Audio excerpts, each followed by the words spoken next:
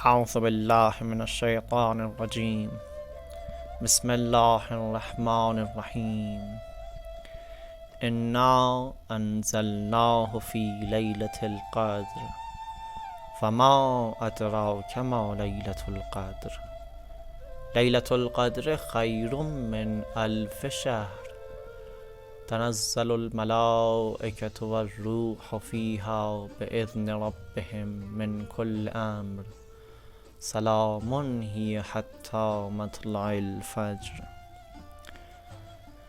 سورہ مبارک قدر کی تفسیر کا آغاز کیا جا رہا ہے۔ حضرت آیت اللہ العظمیٰ جوادی آملی حفظہ اللہ کی اس تفسیر تسنیم کا پہلا درس آج آپ کی خدمت میں پیش کیا جا رہا ہے۔ سورہ مبارک قدر قرآن کی عظمت کے بارے میں، نزول قرآن کے بارے میں، لیلۃ القدر میں قرآن نازل ہونے کے بارے میں اور لیلۃ القدر کی عظمت کی وجہ کو بیان کر رہا ہے۔ اور ہر سورہ کا بسم اللہ ایک خاص بسم اللہ ہوا کرتا ہے، اور اس سورہ کے اندر جو معارف اور مضامین موجود ہے ان کا حامل ہوا کرتا ہے، ان کو بیان کر رہا ہوتا ہے۔ بسم اللہ کے بعد اس سورہ کی پہلی آیت انا انزلناہ فی لیلۃ القدر، ہم نے شب قدر میں قرآن کو نازل کیا۔ اس سورہ میں، سورۃ القدر میں، یہ بیان نہیں کیا جا رہا کہ قرآن کس مہینے میں نازل ہوا، قرآن کس رات میں نازل ہوا، بس یہ بات بیان کی جا رہی ہے کہ جس رات قرآن نازل ہوا وہ شب قدر ہے۔ لیکن سورہ مبارک بقرہ میں بیان کیا جا رہا ہے کہ یہ ماہ رمضان ہے کہ جس میں قرآن نازل ہو رہا ہے، شہر رمضان الذی انزل فیہ القرآن۔ لہذا قرآن کا شب قدر نازل ہونے کے کچھ اثرات ہیں۔ سب سے پہلا اثر یہ کہ اس رات کو، شب قدر کو گراں سنگ اور قیمتی بنا ڈالا۔ نمبر 2، اس مہینے کو عظمت بخشتی ہے۔ کیوں؟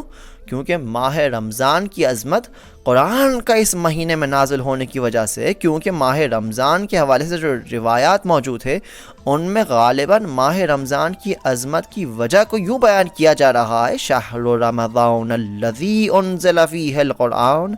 ماہ رمضان وہ مہینہ ہے جس میں قرآن جیسی عظیم شے نازل ہوئی۔ اور یوں نہ کہا گیا کہ شہر رمضان الذی وجب علینا الصیام، کہ ماہ رمضان وہ مہینہ ہے جس میں روزے ہم پر فرض کیے گئے، نہیں، بلکہ روزے رکھنا بھی ماہ رمضان کے ثمرات میں سے ہے۔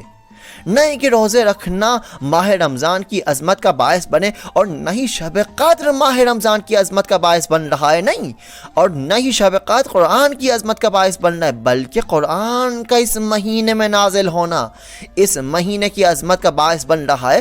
قرآن کا اس رات میں نازل ہونا اس رات کی لیلۃ القدر کی عظمت کا باعث بن رہا ہے۔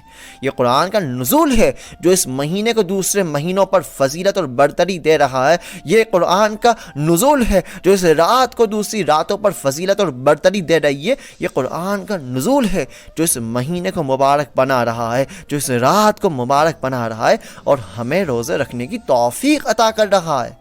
اور اس مہینے کے روزے داروں کو ضیوف الرحمن بننے کے تمغے سے نوازا جا رہا ہے۔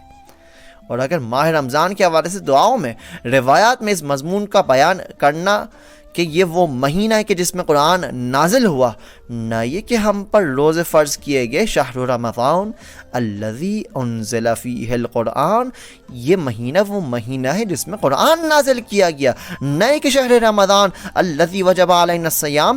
یہ بات ہم پر ظاہر کر رہا ہے۔ اس کی وجہ یہ ہے کہ روزے رکھنا بھی ان کثیر فقہی احکام میں سے جن کی طرف قرآن مجید ہمیں حکم دے رہا ہے۔ لہٰذا اس فقہی حکم کے مطابق عمل کرنا اس ماہ رمضان کی عظمت اور برکت کی وجہ نہیں بن رہی، بلکہ یہ قرآن کا نزول ہے جو اس ماہ رمضان کی عظمت اور برکت کی وجہ بن رہی ہے۔ خداوند متعال ہمیں قرآن کی عظمت کو درک کرنے کی توفیق عنایت فرمائے، خاص طور پر اس ماہ رمضان میں ہم زیادہ سے زیادہ قرآن کی عظمت کو درک کر سکیں۔ رزقنا اللہ و ایاکم انشاءاللہ، والسلام علیکم ورحمۃ اللہ وبرکاتہ۔